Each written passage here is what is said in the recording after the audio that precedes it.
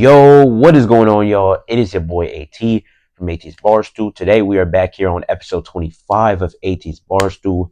Today we are almost getting to the mid-season point for high school football, and this is the week 3 recap of Delaware high school football. If you guys are new to this channel, don't forget to like, comment, subscribe, and don't forget to follow AT's Barstool on Instagram. And with that being said, let's get into the video.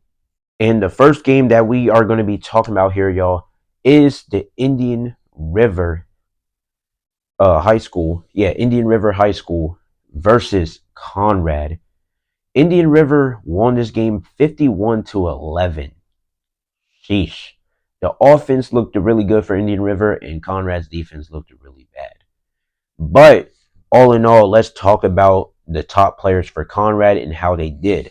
As we're going to start off with Conrad's running back, Lucas Schmidt, as he had a really, really good game for the second week in a row, having 16 carries for 131 yards and having 1 touchdown.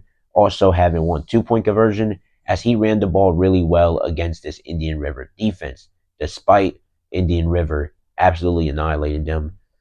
And then quarterback Tommy McGorry, he didn't do much as he went 3 for 5, throwing for 29 yards and had 13 carries for 11 yards, getting sacked a couple times in that game too. Charlie Shuttle, one of their better players, he did not do well as he was completely locked down, as he only had 4 carries, for 8 yards and only 1 reception for 10. Not that good. Roman Rivera had 2 catches for 19 yards. And Kyle Mullen, the other quarterback, he didn't throw the ball at all as he only made 1 field goal. All in all, it was just not a good game for Conrad. And for Indian River, man, they absolutely ran the table. As first quarter started off 14-0, and then halftime, little do you know, it's like 24-3, which is really bad. And then the third quarter, they just absolutely turned it up. Put up a 50 ball in the third quarter, scoring 51 points to 11. Yes, 51-11 in that third quarter. And all in all, they didn't score at all. And yeah, that's how it's the 51-11. In this game for Indian River, though, Devon Handy, 13 carries for 140 yards, 2 touchdowns. What a game that man had. The senior running back played a hell of a game as he did not get a single pass thrown to him. In the run game too, Darnell Stokes, he had 2 carries for 47 yards and a touchdown in that game. Also having a catch for 24 and a touchdown. The 3-star Syracuse commit, who played both ways, had a phenomenal game all in all. And on the defensive side for Darnell Stokes too, he didn't really do as much as usual, but he only had about 2 tackles, nothing big. Also, on the receiving end, since we're talking about the offense for Indian River, Michael, he had 7 catches for 94 yards, a touchdown. He did have a carry, but didn't get a single yard. And Dylan Grease, the starting quarterback, 9 for 11, 120 yards, 2 touchdown passes. What a game he had. And honestly, too, another thing that really killed Conrad was the amount of fumbles they had. They had 5 fumbles in that game. It was not a good game for Indian River. For Conrad, my bad. As multiple guys on that team had fumble recovery, such as Alexander Bamir from Indian River. You had Dominic Marnell. He had a fumble recovery. Alan Ogan Hernandez also had a fumble recovery too. And Nolan Saweski, one of their better linemen, had a fumble recovery in that game. And it was a lot. Also, Weston Warner. Yeah. Weston Warner, he had a fumble recovery. And they only had 1 sack. Conrad only allowed 1 sack, which was from Jacob Kellen, who had a sack in that game.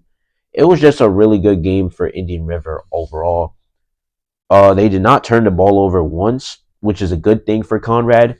But honestly, this Indian River team, they're really good. Conrad is too. It was just not a good game, and Conrad sadly falls to 1-2, losing two straight after barely losing to Polytech last week. They just get annihilated by Indian River, and their only win so far is against Milford. Next week, they will be playing a Saturday 11 a.m. game against Newark Charter at Conrad. This will be their second home game. Yeah, it was a home game too. It was pretty brutal. And after Newark Charter, they play Glasgow on Saturday at Glasgow High School, October 4th at 12 p.m. And they also play Christiana Saturday, 11 a.m. at Conrad. That'll be their homecoming game. So that'll be pretty interesting. But all in all, I still have faith in this Conrad team. I think they're going to have a really good season. I see them going 8-2, probably 7-3. Only other teams I can possibly see them losing to after that Indian River game is probably Newark Charter or St. East. One of those two teams is going to give them a hard time. Maybe even Newark High School. We don't know. Newark's looked really good this year too. But all in all, yeah, that's really it for the Conrad and Indian River game. Now, the next game that we're going to be talking about here, this game, I think this was the game of the week for sure. And it was Howard versus Appo. This was one of the best games we've seen all week. And Howard ended up winning this game in a high scoring fashion. As Howard, they were up 24-7 at one point in the game. As Howard takes down Appo 46-39, making Howard 3-0 on the year. Yes, you heard me right. They are 3-0, and they have absolutely dominated. Before they barely beat Appo, they absolutely dominated their first two opponents, Hodson and McCain. They took down Hodson 36-0 the first game of the season at Abyssinia down at Sally Stadium, and then they also went back down to Sally Stadium to beat McCain 44-0, and now they're beating Appo, who is supposed to be a top 3A school. And all in all, this game was led by a Suhel Benson 2 touchdown performance, including one really good touchdown, or not, damn, one touchdown, which showed a lot of effort. And that's what Howard has been. They have been a team that have an amazing defense and has shown a lot of effort on the offensive side of the ball. They averaged about like 40 points per game throughout the first three games. They're 3-0 for a reason. Next game is going to be against Woodbridge at Abyssinia. But it's just been a really, really good season for Howard so far. First two games, shutouts, and then they take down one of the best schools in 3A. What a game Howard had. What a game. And for Appo, all in all, they just had a really slow start on the offense and defensive side of the ball, which is the reason why they was down 24-3 early on in that game and had to really fight back. Jasier Rogers did have a really good game as he had a touchdown or two, and Desai Drummond was just throwing a lot of good passes. It was just the slow start that really killed them, and the defense for Appo wasn't all that great either, as it usually is. And for Appo's next three games, this is their first loss of the season. Their first two wins were against Dover High School, 34-20, and George Washington High School down in PA, 41-6. Their next three games for Appo's next three games, my bad. They will be playing St. George's down at St. George's next week on Saturday. Cape Henlopen Appo 7:30 on Friday. 7 o'clock on Friday. My bad. And then they will play against Caravel Academy. That is a game that is a must-watch game right there. All in all, Appo, I still think they definitely can go 7-3 and make the playoffs. Only other teams I see them really losing to is probably Sally's and Middletown, to be honest, just like last year. But all in all, it was not that good of a game for Appo. It was just a real slow start and an unexpected win for Howard. Really unexpected win. We never even seen that coming. I knew it was going to be a good game, but man, that was a real unexpected win for 2A Howard right there. And all in all, for the next three games for Howard, it looks pretty light to me, as they are going to be playing Woodbridge High School down at Abyssinia at 7 p.m. Then after that, they are going to be playing Brandywine High School, same time, same place. And then after that, they are going to be playing against Tatnall. They have a lot of home games, too. They have 6 home games. Not 6, my bad. 7 home games to 3 away games. It's crazy. and their home games are at Sally's. So yeah. But all in all, Howard looks really good and 100% looks like the favorites to win states. They might go undefeated this year. That's not crazy to say. The toughest teams they have on the schedule after that Apple game is Archmere Academy and Brandywine, which I think they're going to easily handle for sure. And Woodbridge too. They could be another team that they can easily handle, but can also give them problems. But all in all, Howard looked really good. They have a young quarterback in Jameson Bryan who looks really good. And Amir Montery, the defensive player of the year from 2A last year, he looks really good too. And all in all, Howard has some of the best offensive linemen in the state of Delaware right now. And it's not crazy to say. But all in all, a really good game for Howard and not so good game for Appo. And on to the next game. Now, this next game that we are going to be talking about here is Smyrna versus Cardinal O'Hara. I haven't really got much detail about this game, but I do know for a fact that Smyrna lost this game 34-14 against a really tough PA school in Cardinal O'Hara. Just like Sally's, they are now 1-2 on the year, as their first three games also been against out-of-state schools, as they played Coatesville High School, a PA school, losing 46-49. And then they took down Frederick High School in Maryland, 40-24.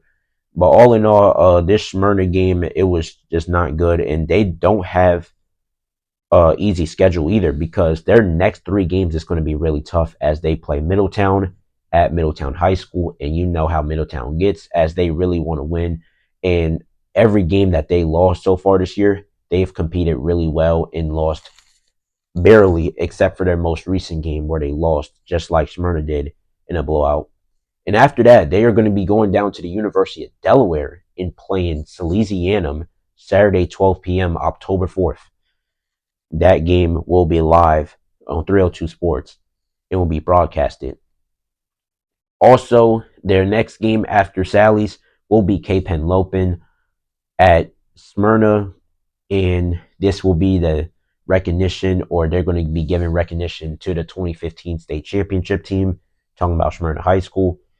And all in all, their next three games are going to just be tough. In the rest of the season after Cape, it's going to be pretty easy schedule. But all in all, I still think Smyrna is going to be a playoff team, 100%. If they can stay healthy, defense plays well, and offense is dominant as usual with Venus Hernandez and Kamaj Carney, I 100%, and I mean 100% say Smyrna will be a top 4 team, probably top 5, if they keep it up. If they keep it up and start winning and all that. Yeah. Now, the next game that we're going to be talking about here is the Salesianum Sal's versus Malvern Prep School in PA. Sally's lost this game 14-7. It was really 17-3, not 17-3. It was really 17-7 when Malvern Prep started turning things up. And early in the game, it looked like Sally's was playing really well and winning, as they was up 7-3 at halftime. Then Malvern Prep just started turning up, and Sally's didn't score till later in the fourth quarter, as they made the score down, or no, they made the score less to 3 points or whatever. Yeah. Honestly, it was just a really good defensive game for both teams. A lot of great plays. And on offense, for Sally's, Jasir Guyman had 17 carries for 143 yards. The receiver on Sally's had a really good game running the ball. E.J. Cotton had 15 carries for 72 yards for Sally's. And then Jamar Taylor, 16 catches, 91 yards, and a touchdown. And James Ellis had 2 catches for 19 yards and a touchdown, as Brady Knabb was 11 for 16, 131 yards, and 2 touchdowns. Not a bad game for any of those guys, as Sally's drops down to 1-2. In their first 3 games was pretty tough, well, with the exception of Red Lion compared to Sally's, as Red Lion murdered Sally's 52. I mean, not Red Lion, my bad. Sally's killed Red Lion 52-6 early on. And then the last 2 games for Sally's has been close losses to really good teams like LaSalle and Malvern Prep. Their next 3 games, they will be playing Sussex Central. That's at Abysinio. They'll be back at home. Then they'll play Smyrna at the University of Delaware. And then they also play Hodson at Abyssinia down at Sally's, their home field. And yeah, the rest of their schedule is going to get really tough. The last 4 games is going to be really tough, but we're not going to talk about that until we get to that point in the season. But right now, Sally's is 1-2. They're a really good team. I still like them going to the state championship game. I got them in Middletown going to 3A. If you guys want to know my state championship prediction for each division for football, let me know down in the comment below. Other than that, let's get back to the video. The next team that we are going to be talking about here is Archmere Academy versus DMA. John Arsani, the starting quarterback for Archmere, came back, first game back, and they absolutely annihilated DMA with a 21-6 score. They shut out DMA. It was 21-0 all the way up until the fourth quarter where DMA finally scored. And Archmere Academy, the top players who played really well was Michael Donovan, the quarterback who also plays a little bit of running back too. He had 10 carries for 115 yards and a touchdown. He even had 2 catches for 25 yards and a touchdown. While on the other hand, for Archmere, on the other receiving end, Mark Marvine, he had 3 catches, 61 yards, a touchdown. And John Arsani went 7 for 15, throwing for 108 yards and 2 touchdown passes. Also ran the ball 3 times and got only 17 yards. It was a really good game offensively and defensively for Archmere, as they scored 3 times, as I said, and they also forced 2 interceptions as Michael Donovan had an interception, and Kelvin Kowalski, number 30 on Archmere, also had an interception. They had a really good game, and then 2 sacks. Ryan Hagenberg, he had a sack with 11 tackles, and then Noah Blessington also had a sack with 6 tackles. And then Shane Harding went 3 for 3 in field goals, or in PATs, and yeah, that was really it. Only touchdown DMA really had was Brooks from a 46-yard reception that was thrown by Andrews. The 2-point conversion failed badly. And yeah, it was just a really good game for this Archmere team, all in all. In the next 3 games for Archmere, they will be playing against Lake Forest at Archmere Academy. And then after that Lake Forest game, they were going to be playing Wilmington Friends. And that would be Wilmington Friends' homecoming. I feel like those 2 games are going to be wins. Lake Forest is going to be a really tough one for them, but Wilmington Friends should be an easy win. And Mount Pleasant, which will be Archmere's homecoming game, I honestly say that's going to be a win too. And all in all, yeah, that's really it. And the rest of their schedule looks pretty easy up until Howard.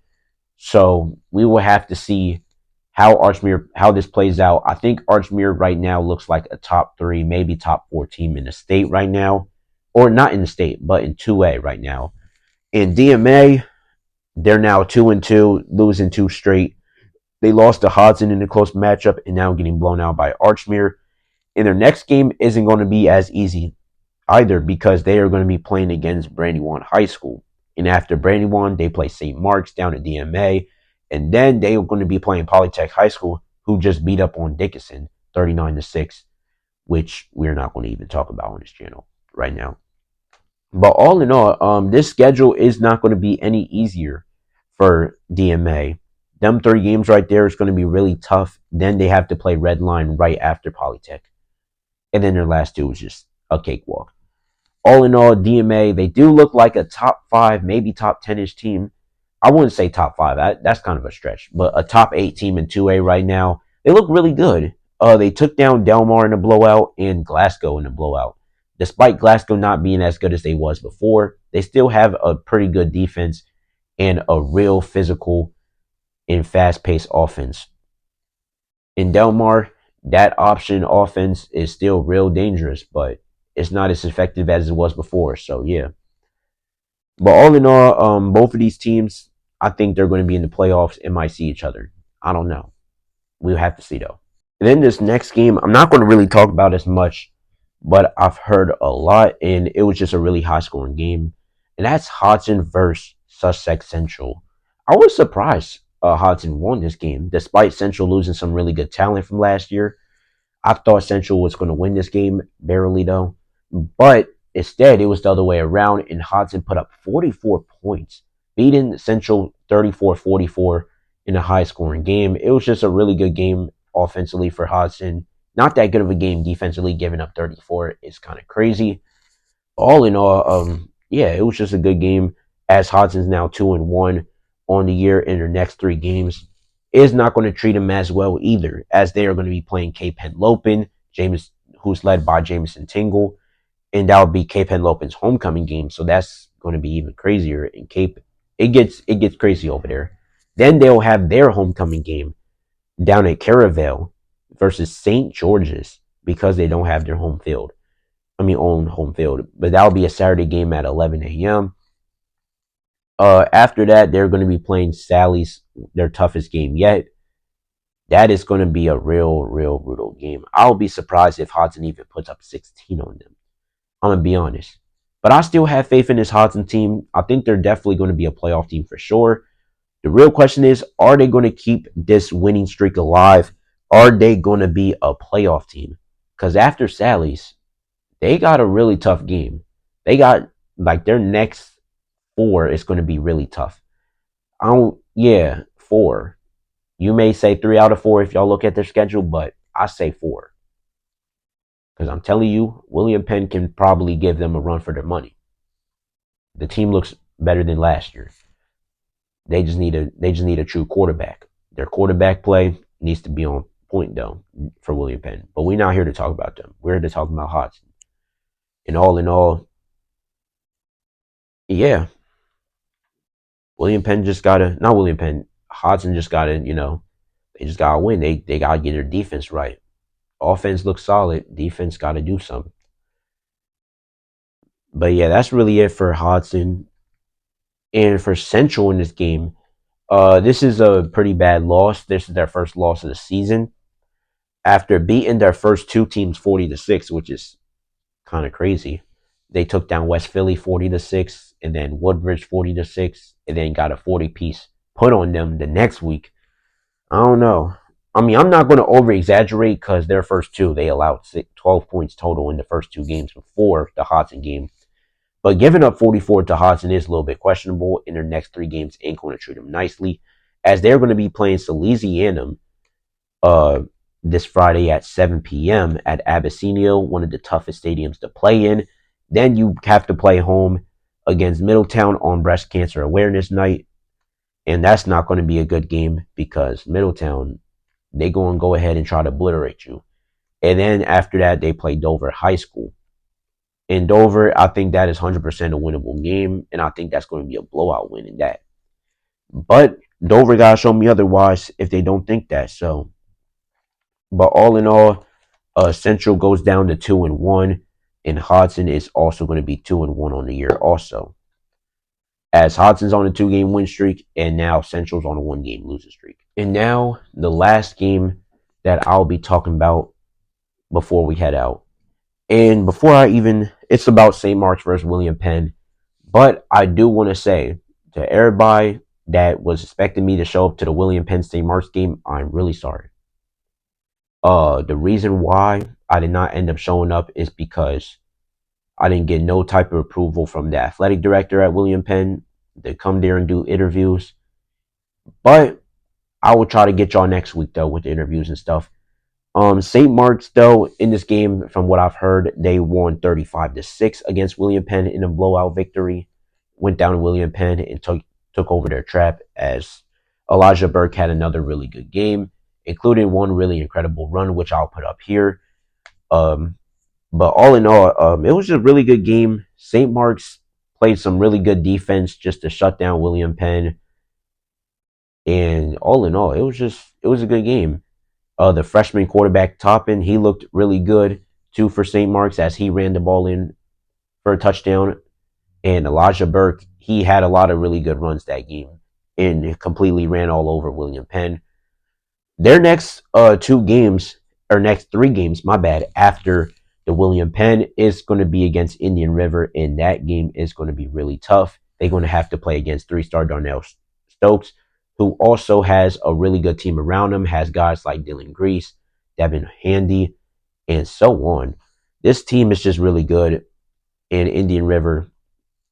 And this game is going to be against, or not against, this game's going to be at St. Mark's at 7 p.m. on Friday. Then they play DMA, and that's going to be a pretty tough game too. It's going to be at DMA at 7 p.m. I think St. Mark's can win that. And then for St. Mark's, I think this should be a pretty easy win. They're going to play against Polytech, led by Helam Edwards. That's another game, should be easy win. So I think, honestly, right now, St. Mark's should be standing at least 4-3, or at least 5-2 by the end of that 3-game stretch. But overall, St. Mark's is now 2-2 on the year. Defense looks really good. Elijah Burke's currently looking like their best player. Things is going right. And for William Penn to now drop to 0-3, a little bit questionable. Their next 3 games are going to be pretty easy. Well, except with the exception of Middletown, that's going to be at William Penn. But the other 2, they play Caesarani. That should be a winnable game. It's going to be Saturday at William Penn. Then they play Dover High School on Friday at 7 p.m. at Dover. That's going to be their homecoming. And then we are set at Middletown. They play at 12 p.m. That's Teacher Appreciation Day. But all in all, William Penn, they have some really good talent. They just got to play. They just got to stop playing down. And when they stop playing down and really use the talent that they have and put some effort into these games, because these first 3 games getting blown out 25-7, 35-7, and 35-6, the teams like St. George's, Cape Henlopen, and St. Mark's. I'm not saying they're bad. St. George's is pretty decent. Cape Henlopen is a pretty good team. And St. Mark's looks like a pretty good team too. But all in all, they just gotta play, man. Because the rest of the 3A schedule ain't going to treat you well. And if you don't start winning games anytime soon, you're going to be kicked out in a couple years. You're going to be kicked out of 3A real quick. Because my honest opinion, after these next 2 years for Delaware high school football, I do think either William Penn or Caesar Ronnie gets kicked out of 3A and dropped down to 2A. So William Penn, they definitely got to really lock in, focus. They got guys that can go to college to play ball. The coaching staff just got to not play, but they just got to do their job. They just got to call the right plays. You know what I'm saying? But all in all, that is really it for today. Thank you guys for enjoying this video. If you guys are new to this channel, don't forget to like, comment, subscribe, and don't forget to follow my Instagram once again at AT's Barstool. And with that being said, I will see y'all next week on episode 26. Thank you guys for enjoying. Have a nice rest of y'all Monday. And I'll see y'all in the next week for interviews. Just hit me up. Peace.